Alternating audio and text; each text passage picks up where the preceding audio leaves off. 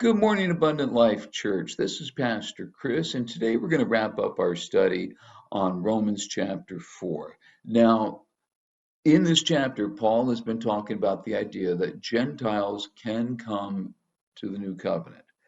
They were cut off before, but now they can come. Why? Because this new covenant is about belief. It's about, just as Abraham was credited as righteous because he believed God could keep his promises, so we can be credited as being righteous as well, not because of our good works, not because of our heritage, but because we believe, you know what, God is powerful enough to keep his promises. God is powerful enough to raise Jesus from the dead. Okay, that's why we can come.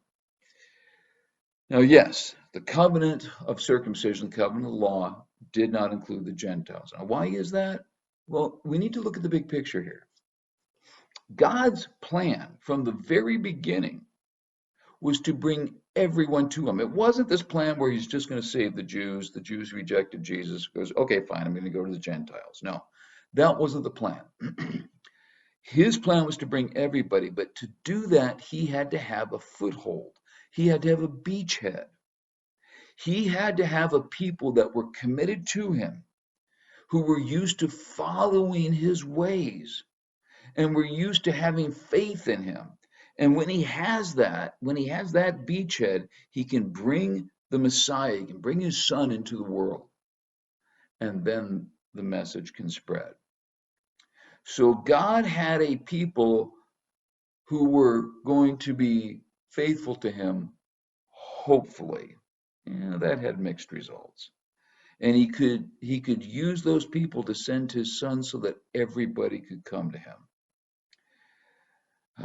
But these people would need to know how to put sin out of their lives, how to behave. These people of the beachhead, the Jews, they were going to know what it meant to not live a pagan life, to not live an ungodly life.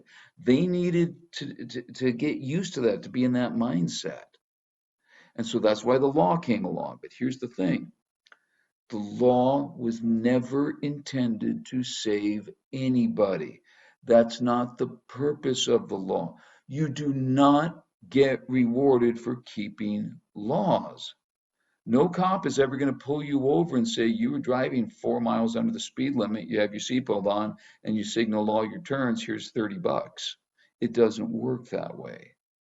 The law was only designed to keep people away from sin and get used to following God. The law does not save us. Our heritage, the families we were born into, does not save us. The fact that we went to church as a kid does not save us. If you're in a burning building and the firemen have, that round mat thing that it looks like a trampoline, it's not. It's you jump onto it and they catch you. If they have that set up and they're yelling for you to jump, all right, the building's on fire. You're going to die. You need to jump. But if you shout down to them, I don't need to jump. My dad's a fireman. Does that have anything to do with whether or not you're going to live? No. If you shout down, it's okay. I don't need to jump because I've done all the steps in the fire prevention manual. So the fire is going to pass over me. No. You're going to be saved by one thing. Having faith enough to jump. Now, there it is. There it is. God has set up everything that you need to be saved. Now you need to take that step. Being saved and being in this new covenant is about having faith. Faith is more than just belief. Belief is, yeah, I think God can do it. Faith is, I'm going to accept the invitation.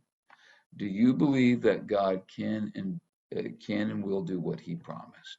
He said if we believed in Jesus, he said if we turned our lives over to him, he would save us. Do you think he can and will do what he promised? Are you willing to trust in him enough to turn your life over to him? I realize most of you who are watching this already have, but realize there's a whole lot of people out there who don't understand this, who don't understand it's more than just believing in God. It's having faith. If you trust him enough to say, yes, God, I want that gift you promise. I want your grace. I want your salvation. If you believe God will do that, and guess what? If you have not believed, if you have the faith that God will do that, and you're willing to step out on that faith, you're part of the new covenant. Congratulations. So why can Gentiles come now? Because of grace. Because grace means God saved us by what he did, not by what we do. And our response is to step out in faith, to believe enough that, yes, God can do that. I believe in his promises. Do that. We are considered righteous. We are part of the new covenant. We are saved. I'm going to close with one of my favorite stories. I don't know if it happened or not. I don't care if it happened or not. It's a great story. Supposedly, years ago, somebody stretched a rope over Niagara Falls, which, by the way, is not far from where I was born in upstate New York. Anyways, stretched this rope over Niagara Falls, and then he walked across it on a tightrope. Great crowd had gathered there to see him do this. And when he made it successfully over, the crowd was just going wild, and he stopped them. He said, "Do you believe that I can go back across this rope blindfolded?" And they shouted, "Yes, yes, yes, we believe."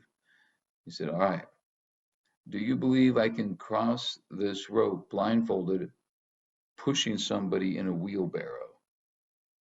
And they shouted, "Yes, we believe." Quieted them again and said, "Okay, may I have a volunteer?"